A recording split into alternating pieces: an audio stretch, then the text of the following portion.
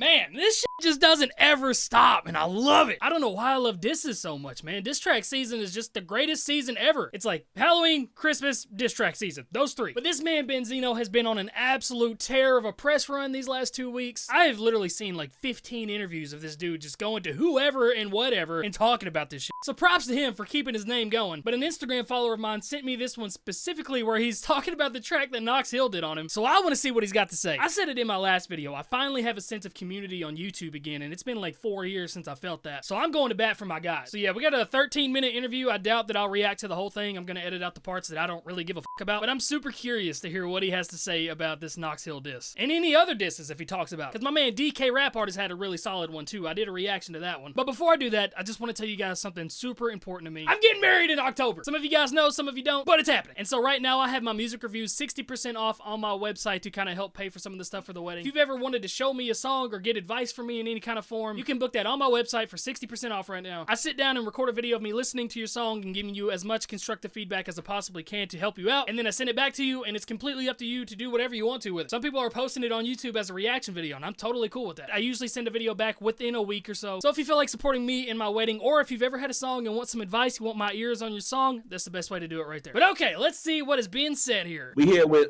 Uncle Zeno, as I know him. I don't know what you guys know. Uncle Zeno. What up, nephew? Oh, is this his fucking nephew? All right, well, I know how this interview's about to go. This isn't the nephew that shot him, right? Imagine if he was. How crazy would that be? What a turn of events. Eminem and reaction channels just bring everybody together. I'm gonna let you start with the first question to go do what you gotta do. All right. So, we heard the blogs were saying that you cooked Eminem on the Elvis song. So what inspired you to make the track?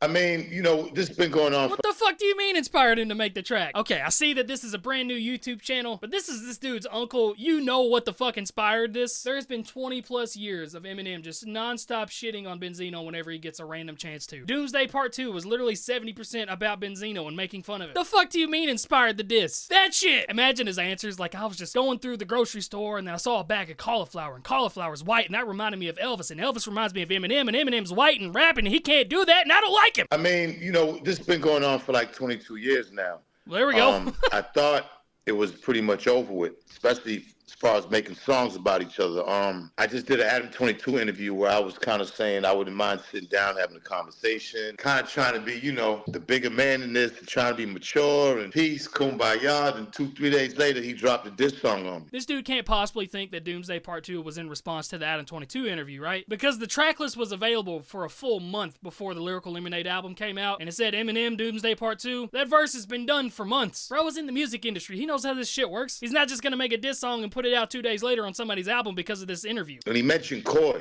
which I thought, you know, I thought was unnecessary, you know what I mean? So, ah, come on. Let's not mention all the times that Haley was mentioned in the tracks between the two. I said, okay. You know, I had some music when he had dropped Kill Shot and he mentioned my name. But I said, you know what, I'm not even gonna go back and forth with this anymore. But this time was different. So I baited him with Voltorious, the first one. Baited him? You know, I baited him with that. That was a little something.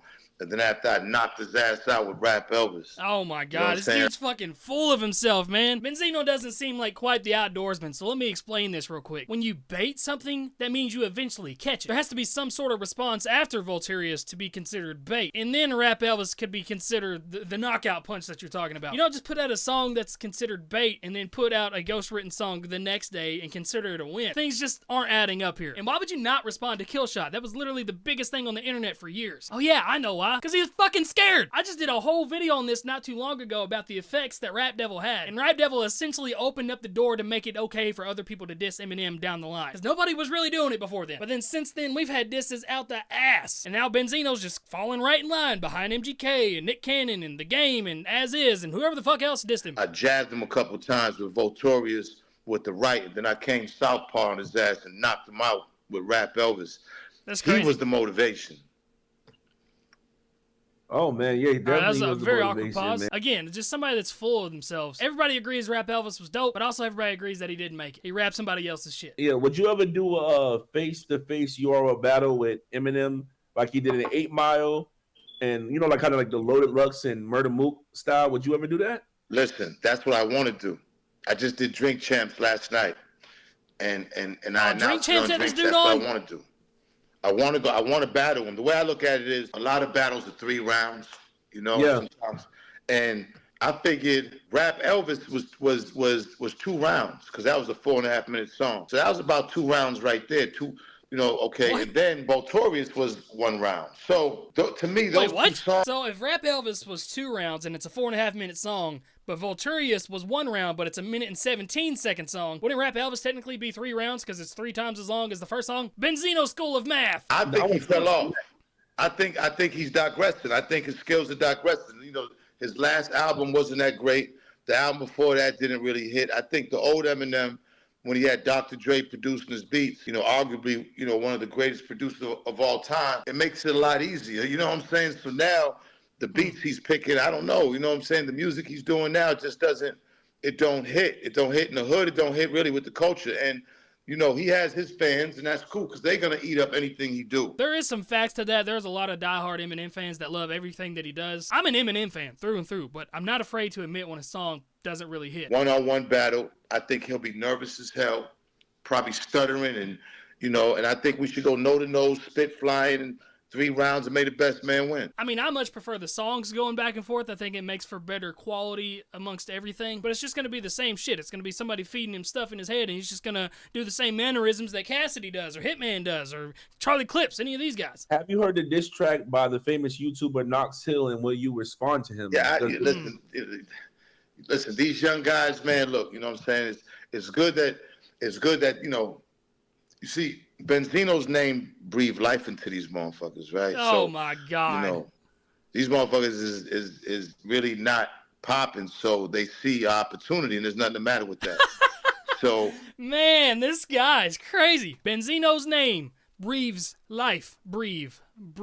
I mean, I feel like if anything, it's the Eminem name that is breathing life into guys like Knox Hill and myself. And it's just a side note that Benzino is beefing with Eminem is why his name is in the SEO right now. But to say that these guys aren't popping right now and that he's the one breathing life into everybody, let me do some research real quick. Hold up. All right, Benzino has 36,000 monthly listeners. Bro, look how many times Eminem is mentioned in his fucking bio on Spotify. Holy shit, that was 13 times. Talk about somebody breathing life into someone. Rap Elvis has 21,000 streams, and Voltorious has 19,000 streams. Is this the real Benzino? I mean, it's got all of his albums on here. Let's check out my dude Knox. What's he at? Knox Hill, 59,000 monthly listeners. Dude literally has 23,000 more monthly listeners than Benzino. But he's the one not popping. Hey, this is my song that I did with Knox Hill at the beginning of the year, and it has the same amount of streams of both of Benzino's songs combined. And then here I am. I've almost got 5 times the monthly listeners that Benzino's got. Neither one of them, Cassius or him, it didn't really hit, and no one's going to be talking about it. You know what I'm saying? Rap Elvis